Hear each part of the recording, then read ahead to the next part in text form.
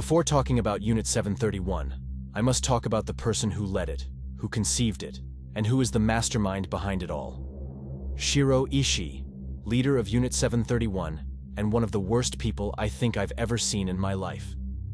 Shiro Ishii was born in Japan in 1892 in Shibayama.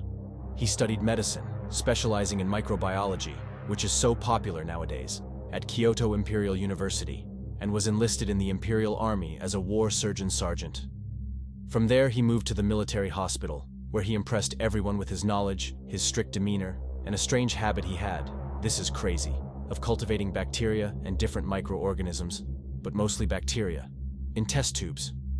Instead of having a dog or a cat or any other pet, he had his bacteria, which he cared for as if they were his pets. This is something that caught a lot of attention and already showed that he was perhaps a very efficient person, but not very aware. I want to summarize Shiro Ishii's early life up to the point of reaching Unit 731. Let's just say he kept climbing the ranks, gaining power within the army, and he strongly advocated for bacteriological weapons. He was one of the main Japanese proponents of the idea that it was essential, necessary, and crucial for conquering the world. And to conquer China, they studied bacteria, viruses, and how to attack humans not just with guns, but with modern weapons.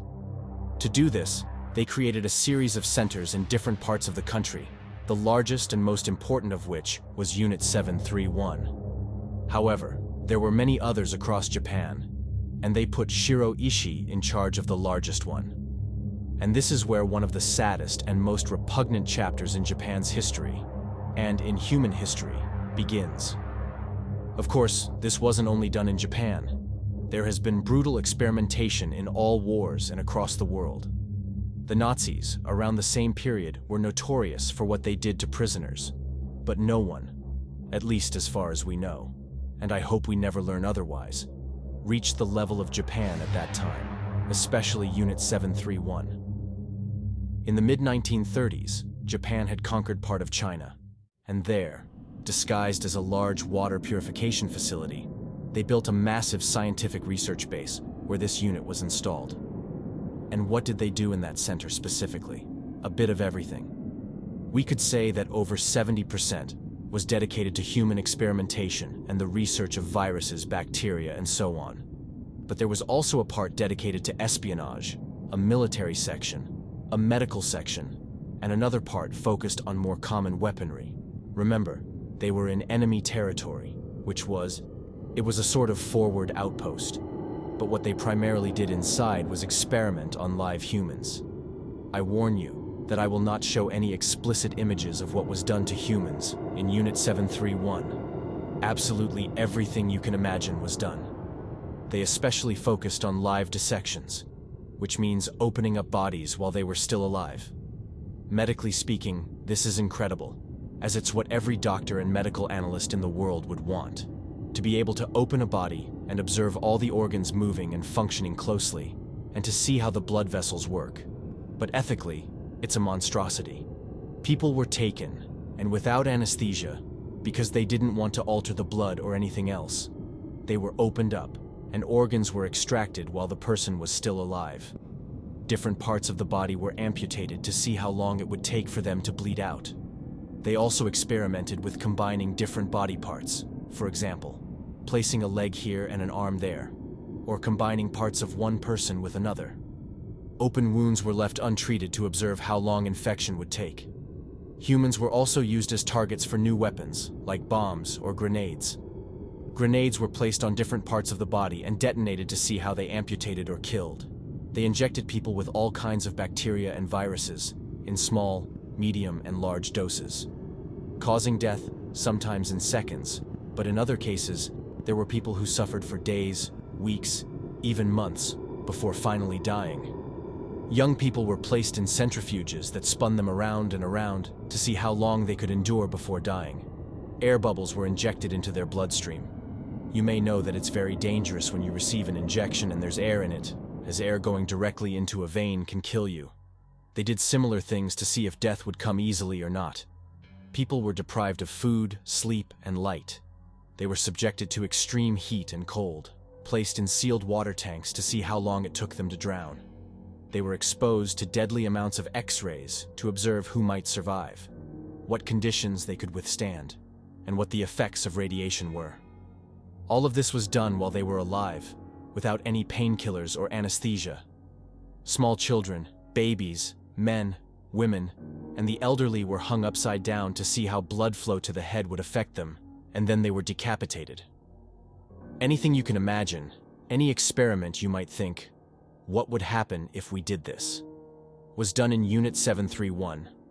This continued until the end of World War II in 1945. And who were the poor people suffering through this?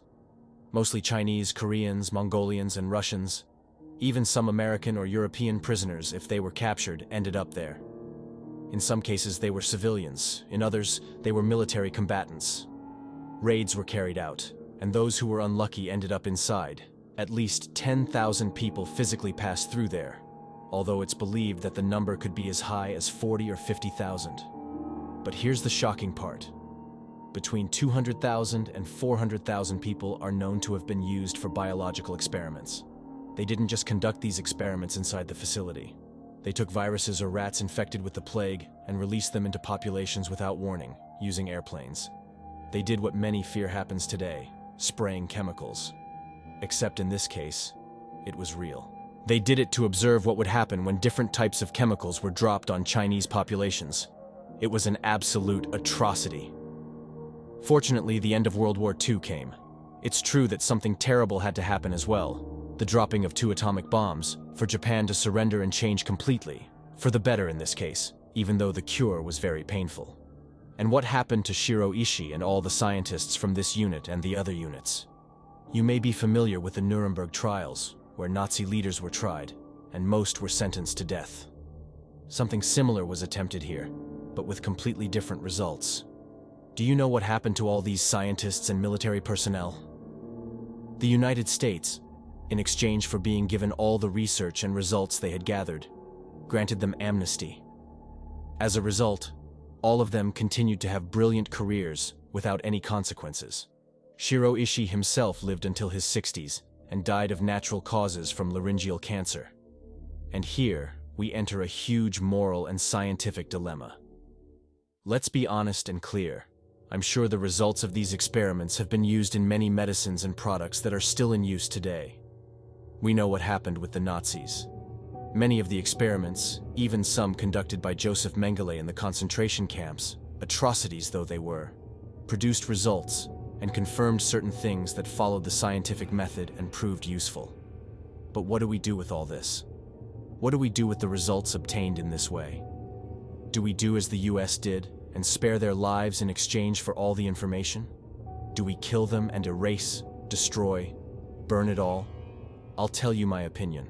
All those who participated in these experiments, especially the scientists, everyone who bore even minimal responsibility, should have been executed. They should have been put to death. Playing with the ethical issue, what they did here, and the thousands of people who suffered in unimaginable ways, cannot be allowed. But it's true that once you have the results, it would seem stupid and unintelligent to throw them away. We can't go back in time. These people can't come back to life. They can't undo their suffering. The harm is already done. Let's take something good from something that is already bad. Burning that information won't achieve anything. No one will be happier. No one will recover. They are all dead and buried. So let's take whatever little positive we can from all of it. That's what happened with the Nazis.